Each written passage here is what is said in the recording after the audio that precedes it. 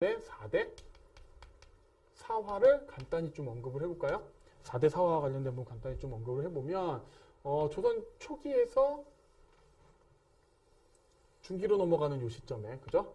이렇게 보시면 위에 조선 초기 그리고 조선 중기 이렇게 보시면요. 조선 초기에 국가의 기틀을 마련했다라고 하는 게 이제 성종시기잖아요. 그래서 그 위에 있던 조선 초기의 어떤 지배계층으로서 기존에 있었던 급진개혁파, 그죠? 그 다음에 온건개혁파 이렇게 있었다. 그럼 고려 말기예요.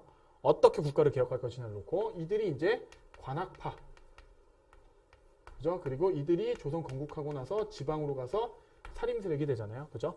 그리고 계유정난이다라고 하는 사건 이후에 어떻게 보면 훈구파가 대두가 됐다. 그리고 성종시기 때 성종이 개혁 정치를 하려고 3, 4등의 언관직의 살림 세력들을 대거 등용을 하게 되면서 이들이 이제 중앙 정치에 올라오죠. 살림 세력이 그러면서 훈구 세력과 서로 대립하게 되는 그죠? 그래서 훈구 세력이라는 다소 중앙집권적이고 살림 세력은 다소 지방분권적인 향촌 자치적인 이런 형태의 어떤 정치 방향성 그죠? 이런 것들을 이야기했다라고 이야기했죠. 자, 그런 부분으로 좀 보시면 그래서 중기 때 이후에 등장했던 4대 사화 살림이 화를 입는 사건이다라고 보시면 되겠습니다. 자, 첫 번째 사화가 이제 무오사화죠. 무오사화 그다음에 갑자사화 그다음에 기묘하다 그래서 기묘사화 그다음에 을사사화 이렇게 선생님이 설명을 했었습니다. 그죠? 이렇게 좀 보시면 무오사와 갑자사화다라고 하는 요 두 가지 사건이 이제 연산군 때 일어났잖아요. 그죠? 그래서 무오사화다라고 하는 거의 원인은 김종직의 조의제문이다. 그죠? 이게 이제 조선왕조 실록을 작성하기 전에 이제 사초에 들어감으로 해갖고 살림이 화를 입었던 사건이다. 훈구 세력이 공격을 했죠. 갑자사화는 패비윤씨 문제죠. 패비윤씨 문제 때문에 어머니에 대한 그리움 이런 것 때문에 연산군이 나중에 여기에 연관됐던 사람들 어머니 폐위시키는데 그 사형 내리는데 연관됐던 사람 다 제거한 겁니다. 훈구도 화를 입고 살림도 화를 입어요. 자, 그리고 기묘사화다라고 하는 요 사건 사이에 연산군이 이제 폭군으로서 이제 물러나고요. 중종이 반정을 하잖아요. 중종 반정이 연도를 암기하실 필요는 없고요. 1506년인데 중종 반정이 일어나고 나서 새롭게 이제 조광조를 중심으로 해서 개혁을 전개하려고 합니다. 조광조를 중심으로 개혁을 전개하려고 하죠. 이때 조광조의 개혁 내용이 여러분 좀 쉽게 보시면 그냥 현소위다 이렇게 보시면 돼요. 현소위 다양한 것이 있지만 어쨌든 살림의 어떤 향촌 자치적인 역할을 그대로 강조하면서 그걸 정치에 반영하려고 했다라고 하는 거죠. 그러다 보니까 이제 새롭게 살림 세력들을 막 빨리빨리 등용해야 되겠죠. 그래서 현량과다라고 하는 추천제 천거에 의한 관리 등용제도, 그 다음에 소격서다라고 하는 거, 도교 관련된 소격서를 폐지했다라고 하는 거. 가장 문제가 됐던 게 미훈삭제죠. 미훈삭제다라고 위조된 공문을 삭제하겠다. 이게 가장 문제가 돼가지고 주초위양이다라고 하는 벌레가 나뭇잎을 파먹는 거, 그죠? 이걸 계기로 해서 이제 기묘사가 일어나서 조광조를 중심한 살림 세력들이 정기에서 물러나게 됐다. 이렇게 보시면 되겠고, 자, 을사사화다라고 하는 건 이제 대윤과 소윤의 대립 아닙니까, 그죠? 그래서 어떻게 보면 왕위 계승 문제예요. 왕위 계승 문제로서 뭐 인종과 명종, 그죠? 그 사이에 있었던 대윤과 소윤의 다툼이다. 대윤과 소윤이다. 그래서 장경왕후 윤씨, 그죠?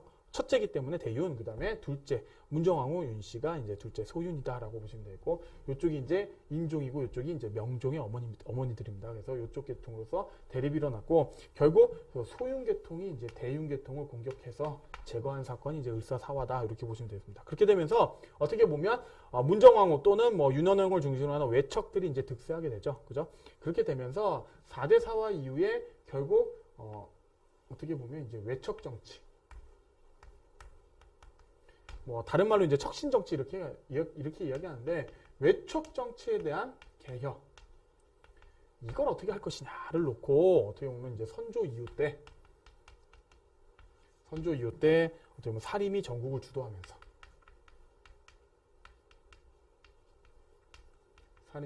주도하면서 외척 정치에 대한 잔재를 어떻게 청산할 것이냐를 놓고 결국 동인과 서인으로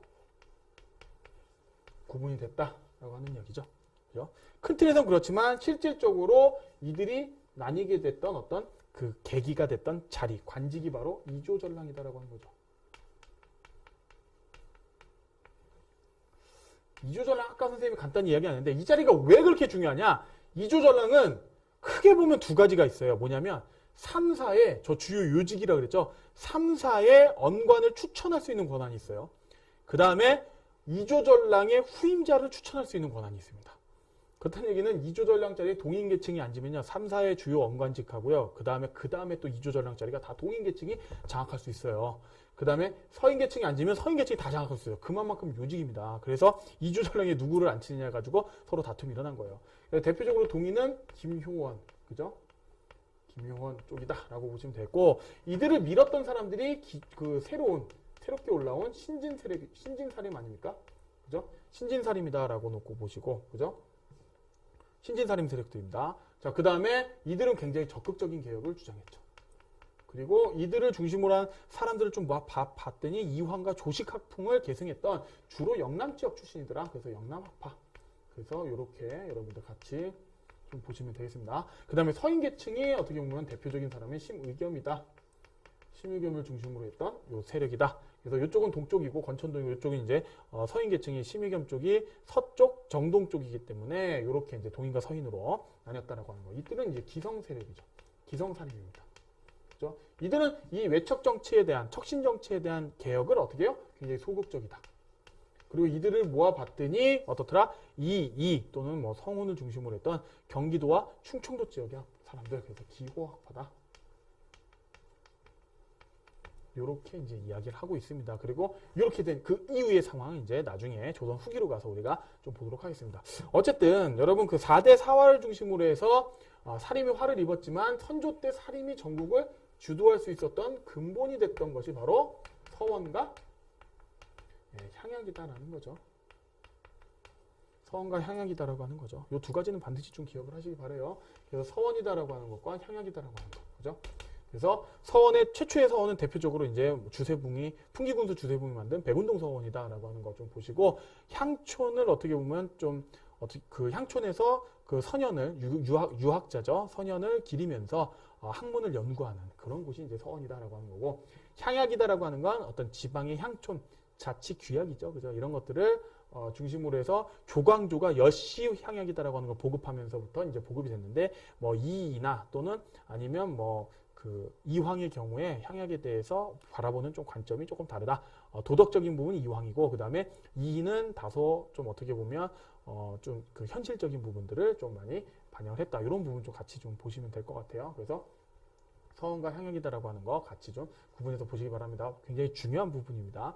자, 그리고 이제 성리학과 관련된 부분으로 우리가 넘어가서 간단히 좀 보시면, 성리학과 관련된 부분, 성리학과 관련된 부분을 좀 간단히 좀 정리해 보시면, 성리학이다라고 하는 게 이제 조선 중기 때 다시금 대두가 되잖아요. 그죠? 요때 이제 성리학이다라고 하는